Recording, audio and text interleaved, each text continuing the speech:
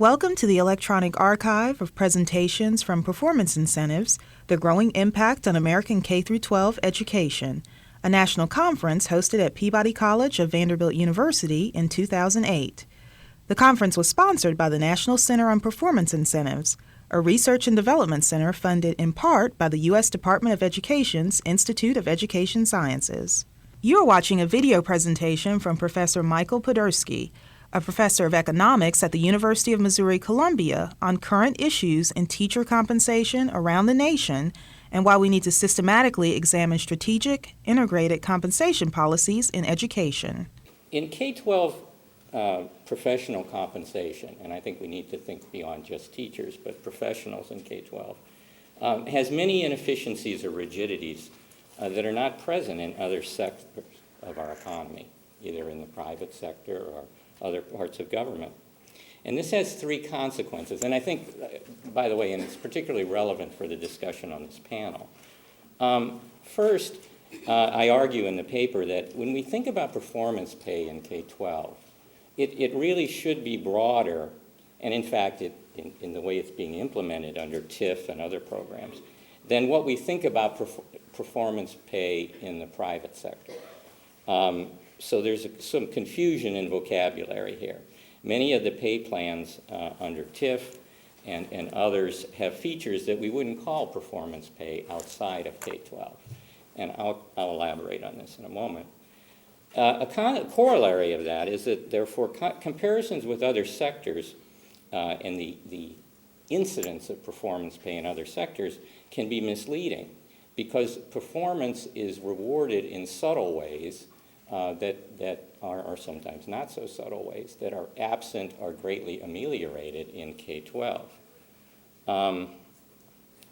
And so the final point in my punchline here is that the I think a market-based, thinking about the market here, a market-based approach can suggest where you might want to experiment. I think it's very important, I argued in the paper, for school districts to begin to experiment with reforms.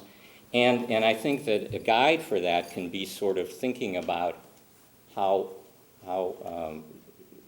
much you aren't aligned with the market, if you will, and thinking about where you want to intervene. In some sense, I think what my metaphor here is sort of like squeezing a ball. The more you've distorted the structure of pay, the more bounce you might expect if you kind of relax the constraint. And that can help guide you as to where you might want to intervene. So in the paper I talk about current and deferred compensation. And, where is this? Oh, okay, so there we go now. So I should have done, there we go. Okay. Oh, and it's here. Okay, gotcha. I'm cool now. There it is. Okay, so here's the culprit. So here we have a single salary schedule, and this is Cleveland, Ohio, but I could have picked 15,000 others. Columbus, Ohio. I'm sorry, Columbus, Ohio. And so the point here is that this is the primary driver of teacher pay in almost all school districts. And if you go down the rows, of course, you have years of experience, and if you go across the columns, you're looking at different levels of education. Now, one thing to recognize in the research is just what are we rewarding here? Well, most of the studies, the education production function studies that Rick Hanishek and others have surveyed, find that experience levels out after a few years, and then the return is fairly flat. One striking finding is that sort of the consistent lack of evidence supporting master's degrees in terms of effectiveness. In a recent survey, there wasn't a single study that found a significant positive effect of a master's degree. And yet, we're spending billions of dollars rewarding master's degrees through the salary schedule. Now, what are the consequences of this kind of a pay system?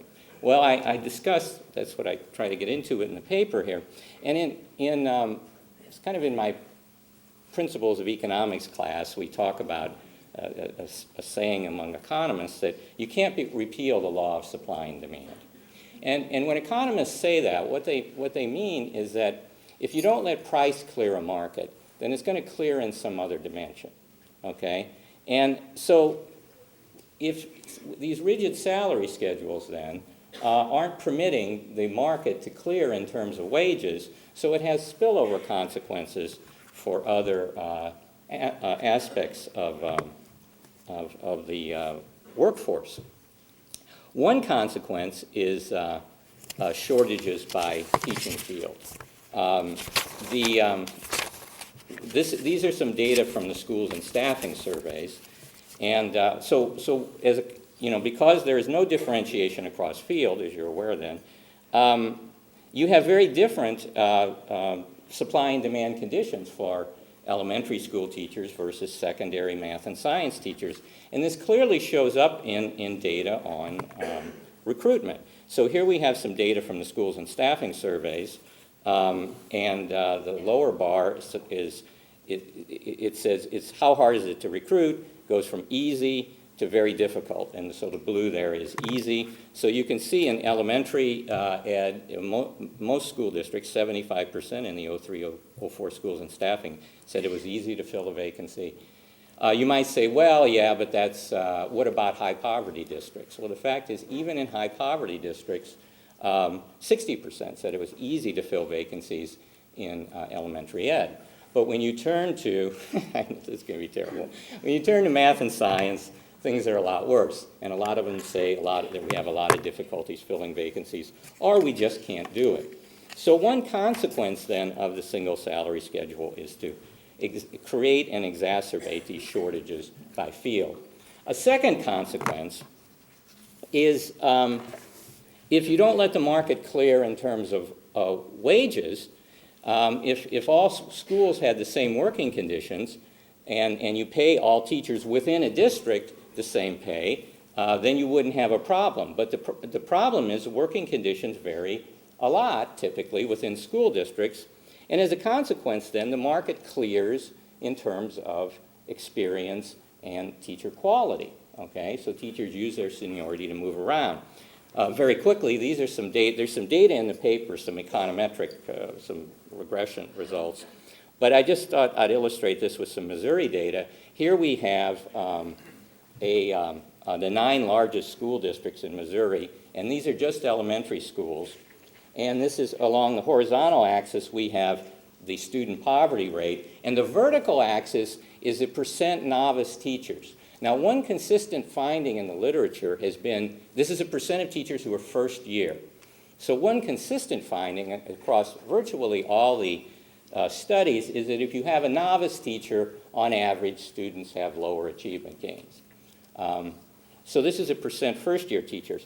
Now, you see that in general, that as the student poverty rate goes up, you have more incidence, more exposure to novice teachers. And, I had a circle. Oh, this is an old version. Okay, that's fine. And I've pointed to the schools. In fact, these particular schools here have actually very high, particular ones have, 20, 30% exposure rate to novice teachers, and they tend to be the above average schools. So again, if you suppress differences by school, the market's going to clear in this other dimension. And again, a number of these performance reforms that have been proposed have focused on bonuses for effective teachers to move into those schools. And the next, I don't have a slide on it, but the paper talks about the next point is that one consistent finding is in the literature has been that there's a wide variation in teacher effectiveness. Now, the single salary schedule suppresses differences across effectiveness levels. And this has, it has important consequences in that what this research suggests is if you could help retain the high-performing teachers or shed some of the lowest performing teachers, then you can get fairly substantial gains in, at least potentially, in student achievement. So if you use the pay system to help induce selection. This is what we call a selection effect. So if you have a performance-pay system, you have both a motivation effect. All teachers may work harder, but you also potentially, in the long run, can have a selection effect that induces some of those higher ability teachers or more effective teachers to stay on and some of the less effective teachers to leave. And by the way, very few of the studies to date have gotten into that short and long run effect on performance pay. 1 minute. Okay. The paper also goes on to discuss some factors, what I call interaction effects. And this is important as you begin to think about comparing teaching and K-12 to other sectors. I argue in the paper that the damage from the single salary schedule or its inefficiency effects is exacerbated by the presence of some other factors, one of which is tenure. If